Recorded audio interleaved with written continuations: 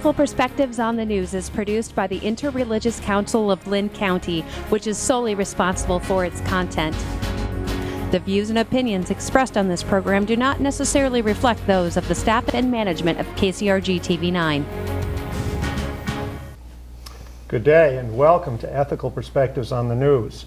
My name is Leon Tabak. I'll be moderating today's discussion. The title of our discussion is The Risk of Losing History.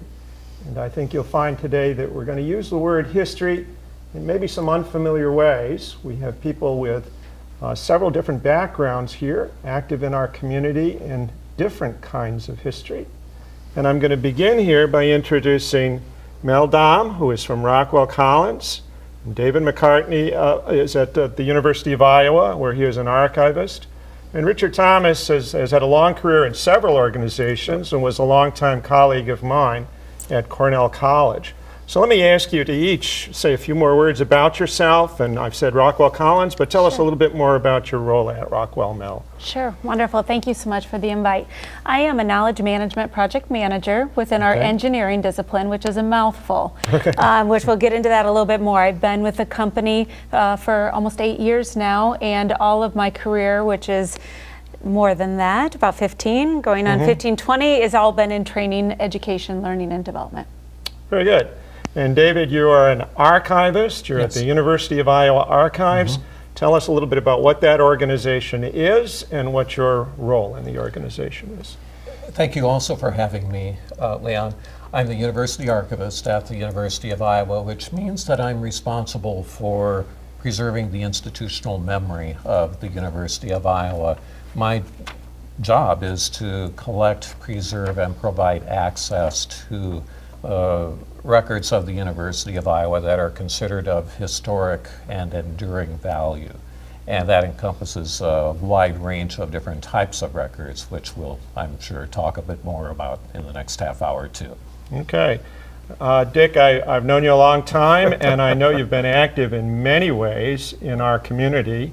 So maybe you could give our audience just a brief outline of some of the kinds of organizations you've helped with your skills as an historian. Well, I've had a very wonderful career in teaching American history. I have a PhD from Rutgers University and have tried to specialize in the early 20th century materials, the rise of industrialism and the whole urbanization of America. And that's taken me into a long series of years with the Iowa State Historical Society. I've been on the board, I've chaired many of the committees, I've been chair of the body. And one of our major projects in saving history has been the preservation and the making accessible to the public all of the state archives. And that has been a real passion for some of us who are historians, because we're looking ahead and saying, if we don't have records, we don't have history. And I find taking, most people take these kinds of records very casually. And when you get casual, you get careless. So I've tried to be one of the policemen on the block. So Mel, your title has the phrase knowledge management in it. Yeah. I heard you speak in the fall, and that was my first introduction to that term and to that kind of work or that kind of profession. Is the word history something that's important to you in that work? We've brought together some diverse group here, but is history and library science, is that something that connects with what you do? We may, in the business industry, use a different term. Okay. We may call it lessons learned. Okay.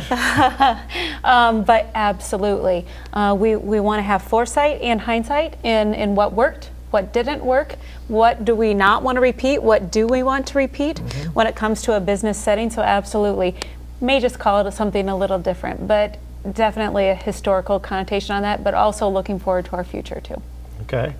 So a historian, a person with a library background. Do you call yourself a librarian? Is that? Well, I have a degree in library science, so yes, if the librarians let me into the room, I'll consider myself one as well. So I looked this up, and I think the word knowledge management and that kind of job title in industry has it goes back about 20 years or so. It's relatively recent.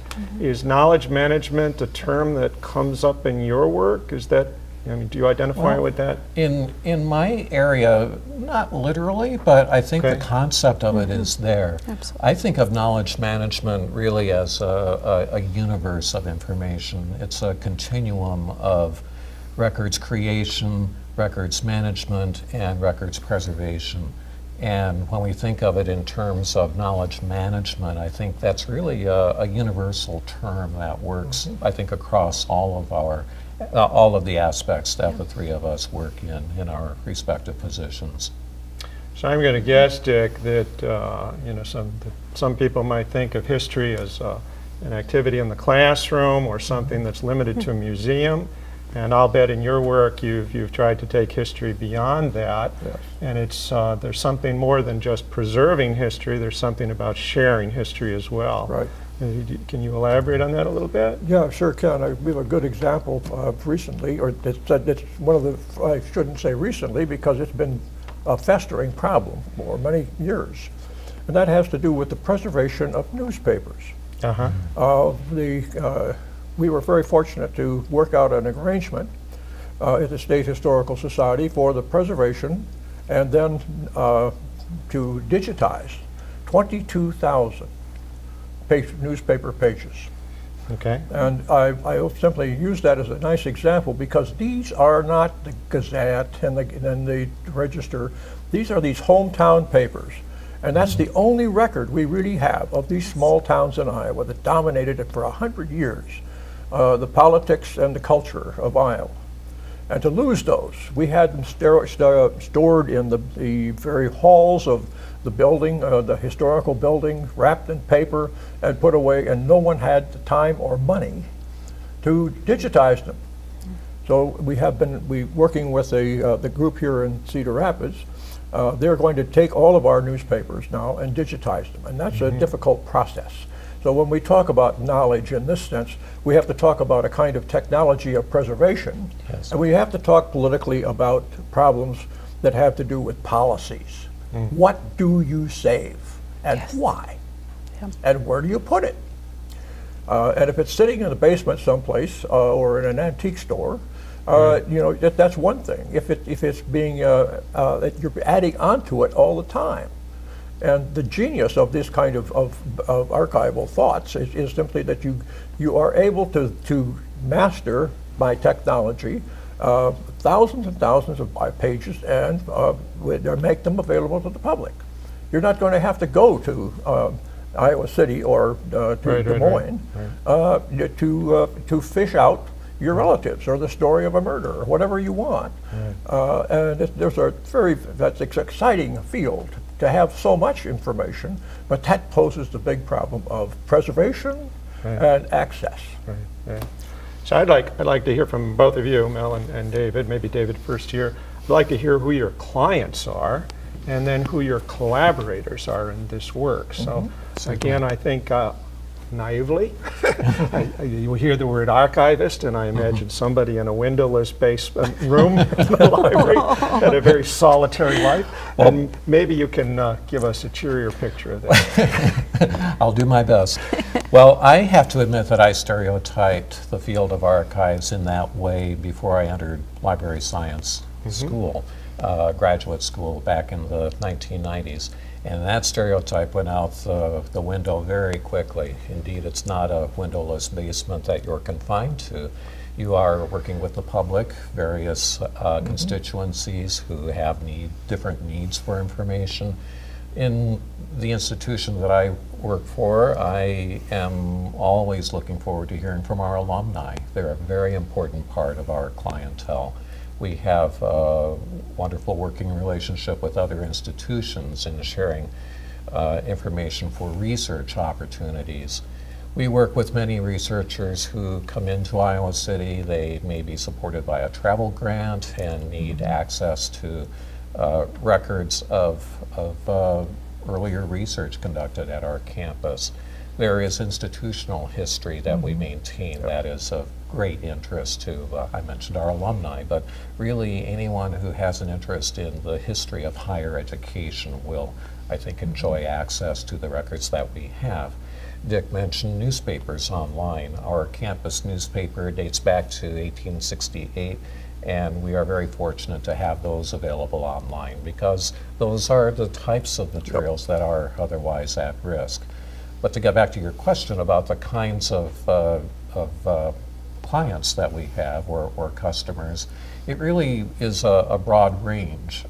During the course of a week, I might receive a request for information from a student who graduated from our university and wants to have access, they need to have access to course descriptions at the time that they were enrolled so that they can complete their application for graduate school at another institution. There are all kinds of reasons for maintaining all kinds of records, and we try to accommodate those needs as best we can.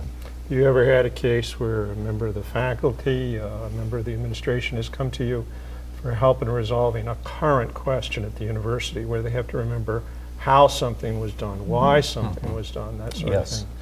That comes up frequently. Within our institution, we get requests from faculty or staff who want to know how a policy came into being. We worked with a member of the faculty in the law school recently who wanted to know how the university's no smoking policy came into effect. And the part of the pleasure of my work, and it's a guilty pleasure I suppose, is that I get to learn so much from people who contact us with requests for information, because in many instances I myself won't know directly unless I learn from them what they uncover.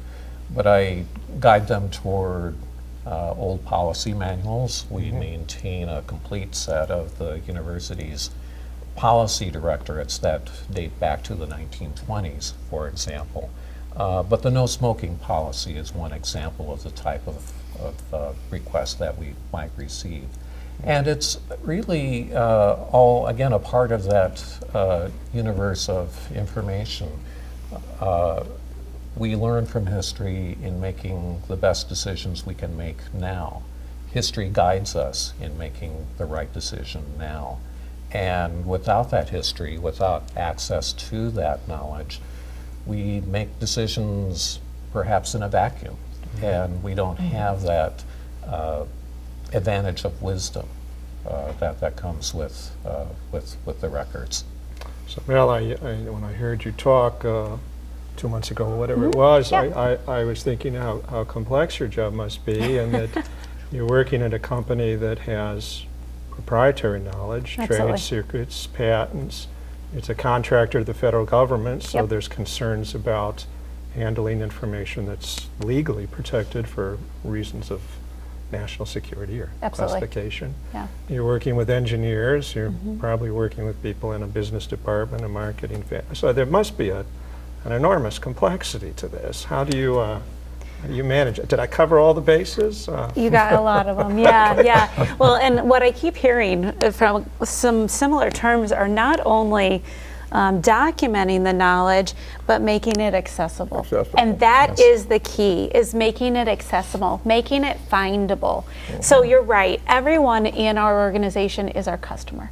I will have to say that our engineering population is to be my first customer, just because that's the organization in which I sit. However, there's nothing that says, for the goodness of the company, if we have captured some tacit knowledge that is a gem and can be shared, please do with everyone. Now, on the lines of legal concerns of sharing, what we say is documentation needs to be stored in the least restrictive location. Now, with that being said, there are some pieces of information that cannot be shared, let's say at a general wiki level for the entire company. Instead, it may be based on military clearance or government clearance or citizenship, what have you. So some themes that are really coming out, no matter what area we're looking at, is not only documenting knowledge, but sharing it using it over again, and making sure it's accessible. And that is really the key. And you're right, knowledge management is a huge umbrella. And if we put it into layman's terms, it's systematically in an organization getting the right information to the right people at the right time in a format they can consume at a cost the company can sustain, and more importantly, that it can be repurposed and reused. You also made me think that, again, I'm trying to put myself in the role of the most naive listener to this show, that I think of history and I think of those musty 1868 newspapers. But Mel has to, you talked about you're interviewing people, you're getting people to talk with one another. There is a level of human skill, of human communication skill. It's not just paper documents and photographs. And I was intrigued by what it must take to talk to people with technical expertise and get that expertise Usually I'm in your into seat. a place of authority. Right. So tell us more about that. Well, it's more so creating the means by which those conversations or that knowledge documentation can happen. Every individual you meet has a preference, whether it's written, whether it's spoken word, whether it's proof of their work, and that is at the root of it. We need to get to know the person that we need information from and see how best he or she feels comfortable sharing that.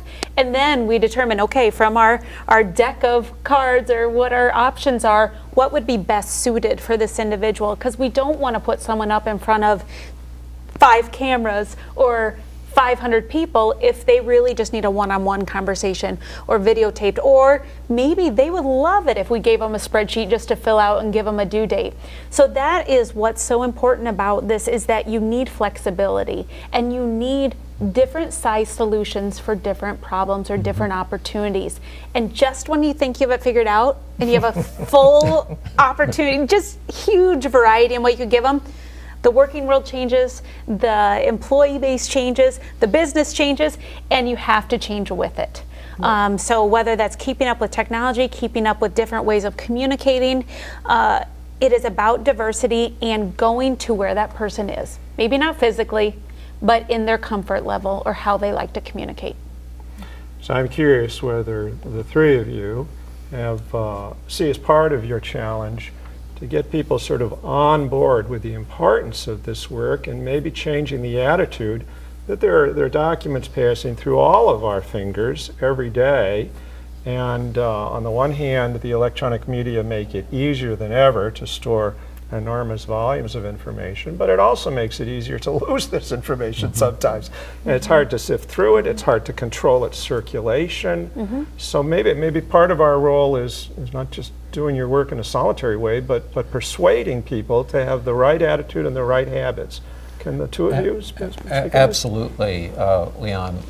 My institution is currently in the midst of creating a records management program that governs over 200 units on our campus. A unit could be a department, it could be an office or a project area or one of our colleges. Those units are being directed by the administration at the university to subscribe to this records management program, which governs what types of records to keep and for how long, and also to identify the types of records that are ultimately destined for the university archives for permanent storage. But you're right, it involves working with a wide range of individuals with a wide range of interests and concerns and needs. And whether it's a small business or a large public institution, there are some common threads in understanding the various and complex and diverse needs of those users.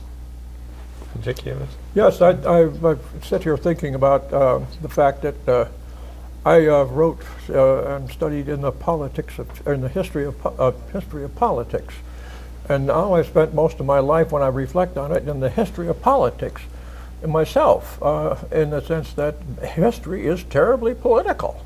There are things, people who have claims on your material that you want to save. And in our case of the Historical Society for Iowa City, Iowa City and at Des Moines, it's very political. There are people who think that they understand history in a totally different way than some of the rest of the people, and we argue over documents. We argue over something we can both look at. But at the same time, there's always this danger in public history where you have some elements that want to control history. They're not satisfied with being the winners. They want to make it the winners their way.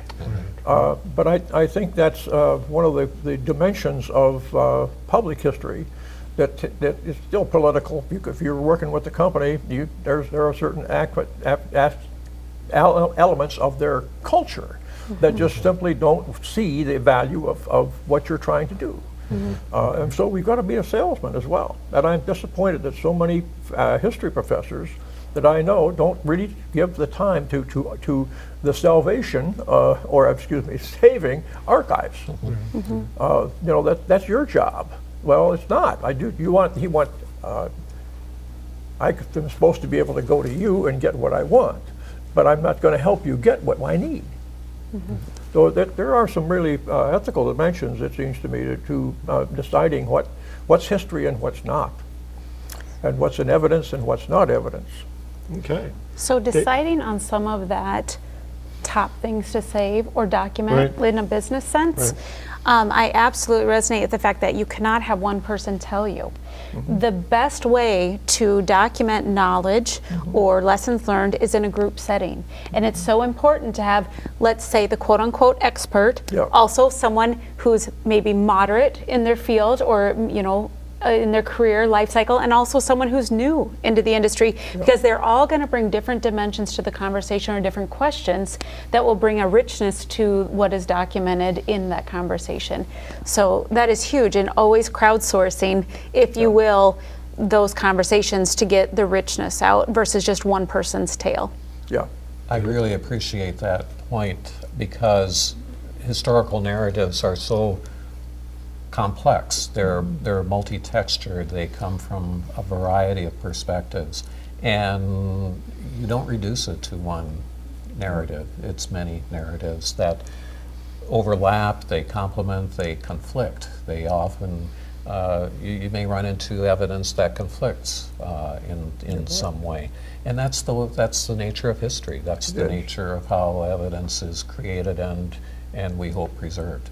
So I saw a comment in an article on knowledge management that had a little play with a familiar phrase in computer science. So in computer science we talk about big data, and the cliche definition of big data is volume, velocity, and variety. There's more information coming at us faster, it's a bigger data set, and that information is often unstructured, not neatly formatted, not well indexed. And the article said, for those of you in knowledge management, there's a fourth V, veracity, volume, velocity, variety, and veracity. I think this would be a good moment for you. We should talk a little bit about how technology is changing this field. So you have a little show and tell here. Could you share that with us? I will. Well, we talked about the challenges of preserving information, and we think of records in maybe a traditional way in which they're preserved on paper. We talked about newspapers, written documents, and until the late 19th century that was true for the most part. Records were for the most part textual in nature. But for the entire 20th century, and now, of course, into the 21st century, we have media formats, data storage formats that were widely used at one time and are no longer in use. And this is a very real challenge for those of us who are doing the work of serving as stewards of information. So I brought a few examples of some formats. Perhaps some of your viewers may have a few of these at home, maybe not, but I've got a few examples. This is a mainframe computer data tape from, I don't have a year for this, but I would estimate about 1985. Mainframe computers were still in wide use at that time, and there was certainly a great deal of anticipation for desktop computers, but some companies, many companies actually retain the use of mainframes. There are a number of other formats, and I'll dig into the box here if I may. I brought a document box in from work. By the way, this is an archivally sound document box. It is waterproof, it's acid-free. In case of a water incident in the stacks, we're protected. But I'll take a few things out. For example, we've heard the expression floppy disks. These really are floppy. You can bend them. This was manufactured in 1992, and I'm a little surprised that it was that late because diskettes were manufactured then. This one is earlier, and this is a wider diameter. We estimate this to be from about 1980. This is an 8-inch computer floppy disk. You don't see these anymore. How do you read them? They might still contain data, and it's a risky You might endeavor. not have the machine. You might not know the format on which the data has been encoded. You might not have the software to support it. It's a real challenge. Some of us might remember these. These are punch cards. About 40 or 50 years ago, key punch operator was a very common position advertised in the classifieds in newspapers, and these were cards that were used to feed data through computers. We're very near the end of our program. This again is something that you might have at home yet. A reel-to-reel tape, 1948 to about 1980 or so. Still in use in some places, but I think Ampex closed its last factory several years ago in Alabama. No longer manufactured, and it's again a challenge to retain those family tape recordings from the 1950s. Okay, so we're going to give each of you a chance to give a last message here to our audience. I think maybe, Mel, if I can prompt you, Please. the loss of knowledge at your company has a dollar and cent cost and an immediate cost that might not be so apparent elsewhere. So say a word like that and tell us what you want our audience to know as we take away here. Knowledge is wonderful, but even better when it's shared and passed on. Okay. If not, your onboarding costs are extremely higher. Your onboarding time is longer.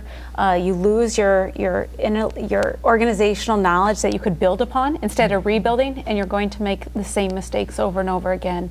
So if you can help that next generation of employees come in and continue to build on the foundation that you've come to, we're all going to be better for it. So we got sort of 30 seconds for each. If there's a last message you'd want to share with people here. Knowledge benefits everybody.